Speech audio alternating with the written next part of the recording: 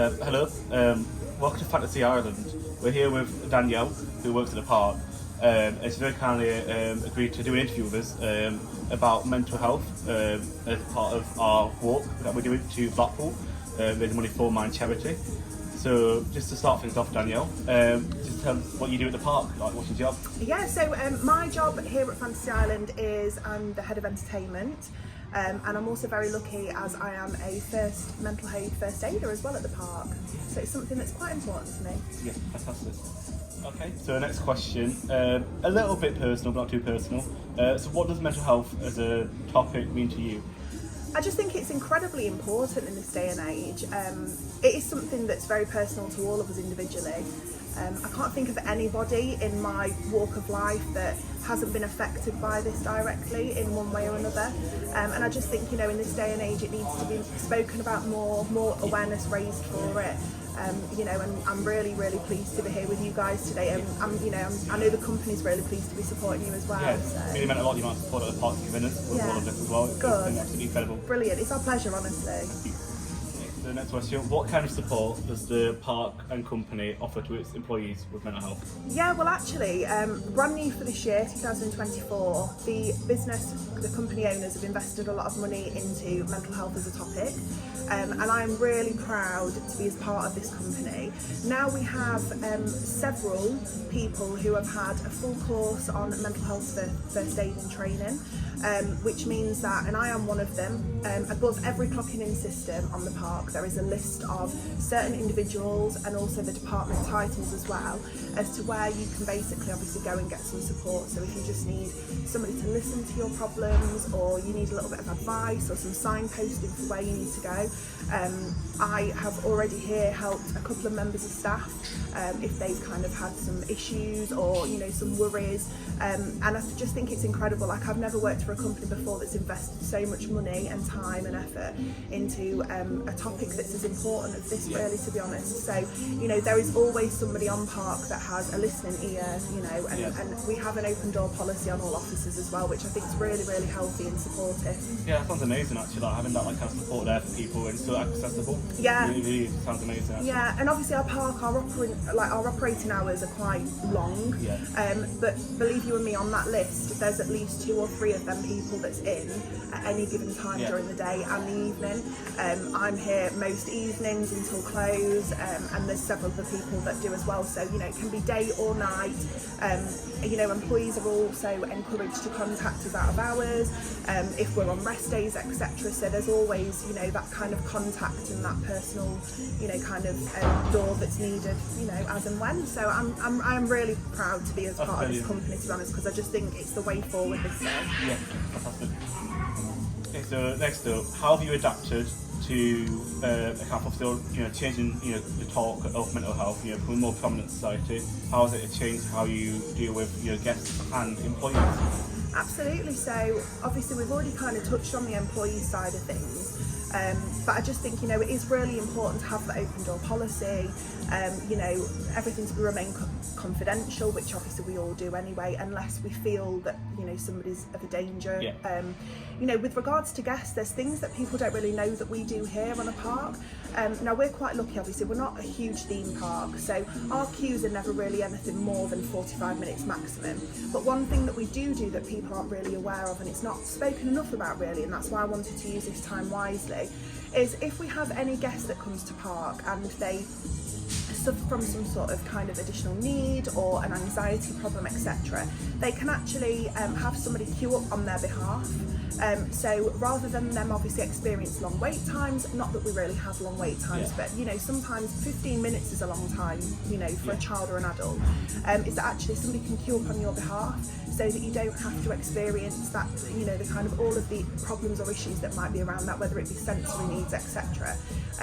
Actually, there's kind of a well-known fact that rides are actually, in the thrill of rides, is actually quite positive and good for mental health as well. So I think generally speaking on park, there's lots of things to be done that can obviously be really positive and be really good for, healthy for people's mental health. yeah, there's other things that we're looking into as well. We are looking at, you know, kind of like the sensory side of things on park, whether we could maybe offer, you know, like quiet mornings where, you know, music isn't on. Obviously there's only so much we can do with regards to noise with us being a theme park, but, you know, we are really trying to move forward with that, and it's something that, you know, kind of month on month, year on year, we're wanting to, you know, try and be the best we possibly can with it, and just be, you know, really accessible for people of all walks of lives and things. You know, and the same goes for our staff. You know, we are a very supportive team. We do have people that work for the company that have additional needs, and we're more than open to that.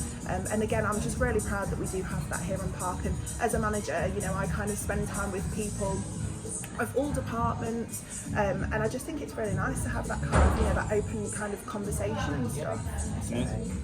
Okay, so next up, what more do you think can be done in the future to improve guests' time at the park who have mental health issues?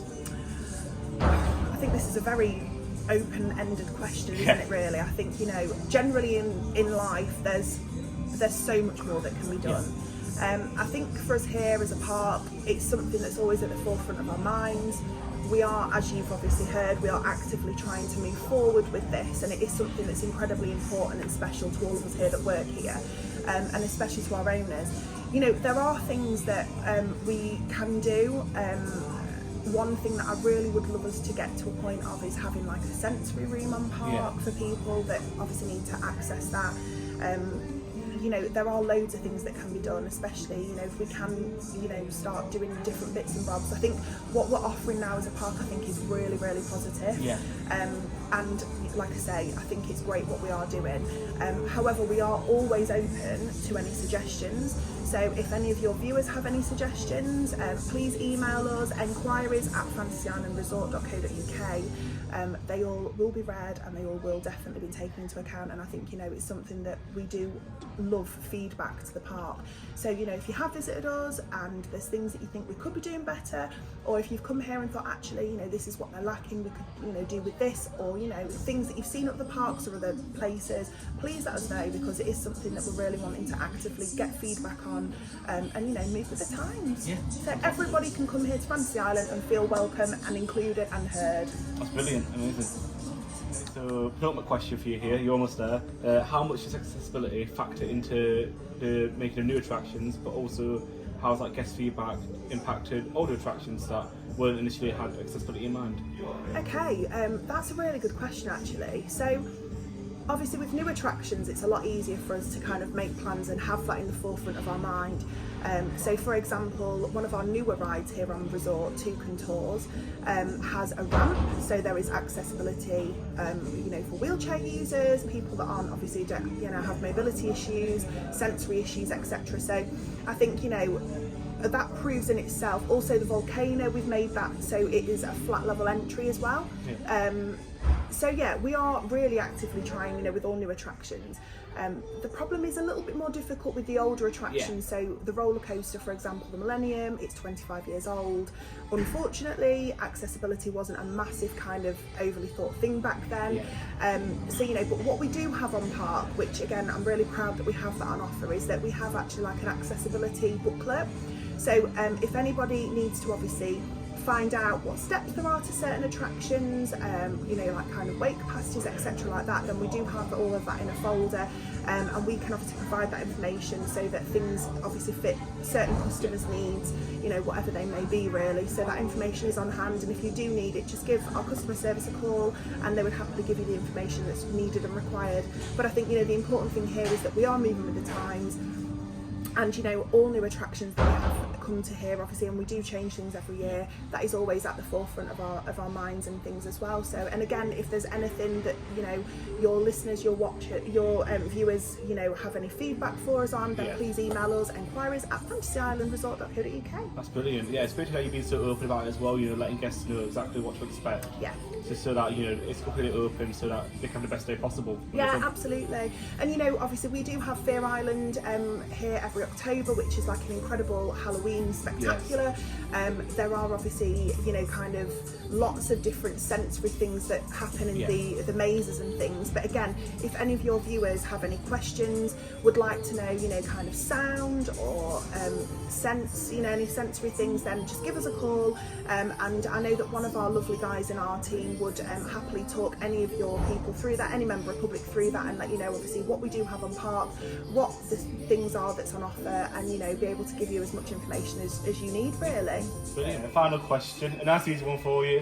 What is your favourite ride at Fantasy Island? Oh wow, I would say my favourite ride is the Odyssey roller coaster. I just like kind of the free fall and the fact that, you know, your legs are just dangling. Yeah. And the speed is incredible. Yeah, it's very the fast. G-force on that ride is just wonderful, and I think, you know, that's going to make anybody feel good, isn't it, at the end of the day.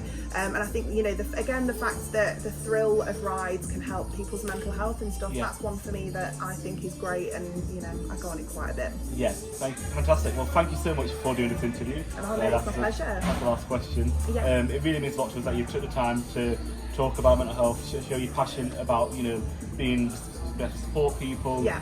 You're doing first mental health training. It's really incredible to see that the park's invested in this as well. Yeah, absolutely. Thank you so much for your time. No, thank you, and, you know, good luck with your walk. We're here if you need anything. And like I say, if anybody has got any questions or any feedback for us, please let us know. We're really, really keen to hear from any of you, really. But good luck, boys. Thank you so much. Thank you for watching as well. And the link to donate will be in the description. Yeah, donate as much as you can.